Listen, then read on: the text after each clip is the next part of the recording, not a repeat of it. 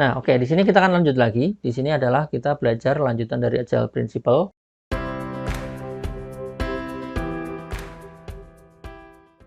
Kita bahas yaitu terkait dengan prediksi dan adaptasi ya. Oke, jadi mungkin ini ada beberapa poin yang perlu Anda perhatikan. Adalah yang pertama adalah biarkan pilihan tetap ada ya, terbuka ya. Jadi jangan sampai ditutup, biarkan pilihan selalu ada. Kemudian yang kedua adalah menyadari bahwa semuanya tidak bisa diprediksi di upfront ya, tidak bisa diprediksi di paling depan ya. Jadi mungkin boleh dibilang ada miss-miss di depan atau ada ketinggalan-ketinggalan yang baru kita sadari di belakang ya. Kemudian yang ketiga adalah mendukung pendekatan yang adaptif dan melibatkan selalu adalah investigasi atau penyelidikan ya sebenarnya ya. Yang keempat, mendukung perubahan selama masuk akal dari sisi ekonomi. Jadi selama masih bisa terjangkau secara finansial, jadi mungkin karena ini sebuah tim ya, maka perubahan tetap harus kita dukung ya sebenarnya. Oke, yang kelima adalah menyimbangkan kerja upfront prediktif, jadi yang menentukan divisinya di awal dengan kerja just in time. Just in time itu artinya ada perubahan-perubahan yang terjadi tiba-tiba just in time secara adaptif ya. Jadi kita akan coba simbangkan. Jadi upfront di depan sama yang terjadi perubahan yang pada saat jalannya. Artinya apa? Artinya bukan juga berarti di depan tidak ada prediksi, jadi tidak ada definisi awal, jika tidak ya, itu artinya itu kerja asal-asalannya. Tetap kita harus melakukan prediksi di awal, upfront di awal, kita mendefinisikan kebutuhan dengan baik, tetapi kita juga harus membalance dengan yang namanya nanti perubahan-perubahan just in time-nya ya, adaptasinya ya. Oke, mungkin kita bahas masing-masing ya.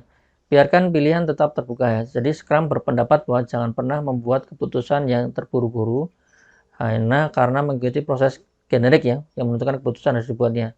Jadi seharusnya saat menggunakan Scrum kita harus membiarkan pilihan tetap terbuka ya. Nah, seringkali prinsip ini sebagai LRM, Last Responsible Moment. Ini ada yang menyampaikan. Yang berarti kita menunda komitmen dan tidak membuat keputusan yang penting dan tidak dapat dibuat sampai last responsible momennya. Jadi kita istilahnya keputusannya masih biarkan sudah ada ya. Jadi ada pilihan-pilihan. Jadi biarkan itu masih ada.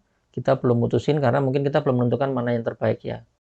Nah, ini yang penting juga bahwa menyadari bahwa semuanya tidak bisa diprediksi di upfront ya. Dalam Scrum kita mengetahui bahwa semua requirement atau rencana tidak bisa diselesaikan atau bisa ditentukan di depannya. Kita percaya bahwa mencoba melakukan hal tersebut bisa berbahaya karena kita cenderung untuk meninggalkan hal yang penting ya, yang mengakibatkan mungkin penyesuaian requirement-nya yang hanya banyak tetapi kualitasnya rendah ya. Oke, dengan Scrum ini yang tadi saya sampaikan, kita tetap nyusun requirement ya, jadi jangan sampai juga di depan tidak melakukan requirement.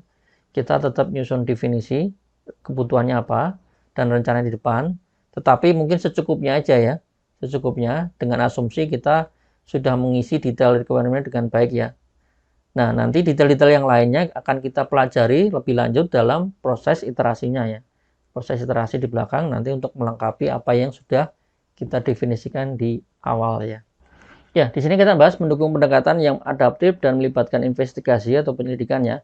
Jadi ketika dihadapkan dengan ketidakpastian, kita membeli informasi dengan cara menyelidikinya ya. Jadi dengan melakukan aktivitas seperti membangun prototipe, mencari pembuktian suatu konsep, melakukan suatu studi, atau mungkin mengadakan sebuah riset ya.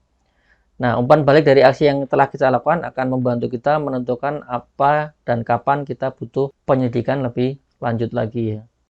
Oke, kemudian di sini penting juga mendukung perubahan selama masuk akal dari sisi ekonomi ya. Jadi Scrum itu akan menghasilkan banyak work product seperti requirement yang detail, desain, dan test case dengan gaya just in time. Jadi untuk menghindari pembuatan artefak yang tidak diperlukan ya. Oke, alhasil ketika terjadi perubahan ada jauh lebih sedikit artefak ya, atau keputusan constraining itu yang apa ya, saling berkesinambungan ya, bersyarat ya sebenarnya, yang didasarkan asumsi yang bisa jadi bisa kita buang ya atau diganti ya. Sehingga mungkin tetap menjaga biaya tetap proporsional ya terhadap ukuran perubahan yang diminta ya.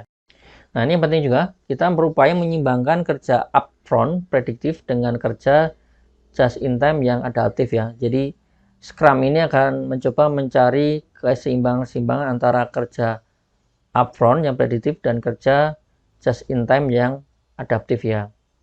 Oke, tetapi terlalu adaptif bisa menyebabkan kita untuk terus-menerus melakukan perubahan ya, membuat pekerjaan kita tidak efisien dan semrawut. Jadi jangan juga terlalu adaptif ya, itu berbahaya juga ya. Dan sebaliknya, kalau terlalu prediktif akan memerlukan kita membuat banyak asumsi ya, karena mungkin kita tidak tahu beberapa hal yang tidak pasti ya. Jadi karena tidak pastinya, kita melakukan banyak asumsi-asumsi yang kita tidak tahu di depannya. Nah, maka di sini harus dibalance ya, yang terlalu adaptif dan terlalu prediktif harus dibalance supaya kita akan mendapatkan titik tengah yang baik ya. Jadi Scrum Framework bekerja dengan baik pada tingkat keseimbangan ya.